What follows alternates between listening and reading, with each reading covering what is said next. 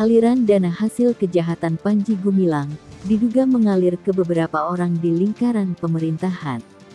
Bareskrim telah mengumumkan tentang kemungkinan adanya tersangka baru dalam kasus pidana pencucian uang di Al Zaitun. Benarkah nama-nama bekinan Panji Gumilang ini akan terseret? Simak ulasan lengkapnya pada video berikut. Kasus pidana yang menjerat Panji Gumilang semakin berkembang. Temuan-temuan baru dari penyidik membuka fakta-fakta baru terkait banyaknya tindak kejahatan yang dilakukan Panji Gumilang dan antek-anteknya. Setelah jadi tersangka kasus pidana penistaan agama serta ujaran kebencian, Panji Gumilang juga akan menjadi tersangka dalam kasus tindak pidana pencucian uang dalam kurung TPPU. Pasalnya, aset-aset dan harta bernilai fantastis yang dimiliki oleh keluarga Panji Gumilang didapat dari tindak kejahatan. Begitu juga lahan Ponpes Al Zaitun yang diduga didapat dari hasil kejahatan, yaitu pencaplokan lahan secara ilegal. Namun, meskipun diterpa oleh banyak isu dugaan tindak kejahatan, Panji Gumilang tetap didukung mati-matian oleh beberapa pejabat di lingkungan pemerintahan, seperti Ali Mochtar Ngabalin. Apa sesungguhnya motif para pejabat itu, sehingga berani pasang badan dan secara terang-terangan mengecam para pihak yang menyerang Panji Gumilang?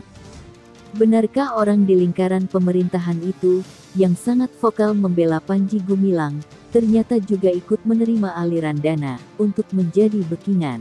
Iya betul. Ya, Panji Gumilang itu sendiri itu membuat banyak rekening-rekening ya. Kita juga itu yang pejabat-pejabat di tingkat desa, Musa, Ibrahim, Soleh, kemudian Nuh ya, atau gubernur ya. Itu juga memiliki rekening-rekening atas nama bukan nama asli. Jadi ada semacam intention untuk membuat illicit flow. Illicit flow itu dalam antropologi itu disebut sebagai intention untuk melakukan tindakan-tindakan yang bersifat kriminal ya, yang melawan hukum. Dan kita sudah pada waktu itu sudah merencanakan juga memang untuk mengumpulkan dana dan mentransfer dana-dana tersebut kepada person-person tertentu yang memang sudah ada dalam perencanaan, misalnya untuk yang membackup gerakan ini supaya nggak ditangkap dan sebagainya. Karena membawa ide negara Islam kan itu sesuatu yang sangat sensitif, mengerikan, kemudian radikal ataupun yang sangat subversif. Dan itu kan harus di-backup oleh katakanlah struktur atau pejabat-pejabat intelijen dan sebagainya. Okay.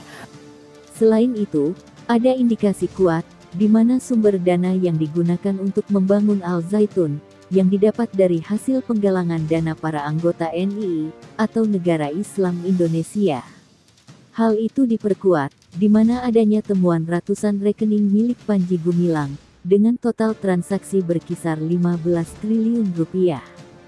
Al-Haidar, pengamat terorisme, yang merupakan mantan orang dalam NII mengungkap, adapun ratusan rekening tersebut sengaja dibuat untuk menutupi uang yang didapat dari hasil tindakan kriminal. Nantinya, uang tersebut telah dipetakan untuk diberikan kepada pejabat dan intelijen untuk membackup agar orang-orang Panji Gumilang itu tidak ditangkap. Pantas saja, selama lebih dari 20 tahun, Panji Gumilang terkenal kebal hukum. Apakah benar, ini alasan orang di pemerintahan, seperti Ali Mochtar Ngabalin, pasang badan untuk Panji Gumilang, di tengah banyaknya bukti kejahatan Panji, yang telah ditemukan penyidik Bareskrim? Panji Gumilang sendiri pernah mendekam di penjara, selama 10 bulan, karena memalsukan dokumen akta tanah.